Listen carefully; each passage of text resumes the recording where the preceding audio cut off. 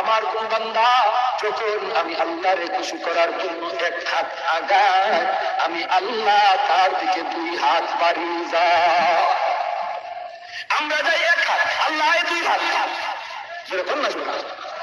আর মানুষকে খুশি করার জন্য যদি আমি ঘর থেকে বের হয়, ওই মানুষটা যদি জানতে পারে যে আমার শুধু বেয়াদবি করেছে, সে আমারে খুশি করার জন্য আমার বাড়িতে আসতেছে, কেউ ঘর থেকে তারে আগাইবার জন্য বের হয় না।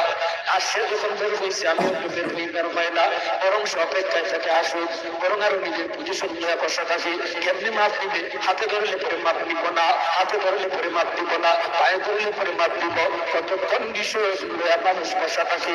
কিন্তু আল্লাহ পাক বলেন, বান্দা তুমি যখন ঘর থেকে বের হয়েছো আমি আল্লাহরে খুশি করার জন্য, এই খবর আমি আল্লাহ যখনই পাইলাম, যখনই দেখলাম রে, আমি তোমাকে রহমতের খুলে নেওয়ার জন্য তোমার দিকে দৌড়ায়া যাইতে থাকি। তুমি এসেছো হেঁটে হেঁটে,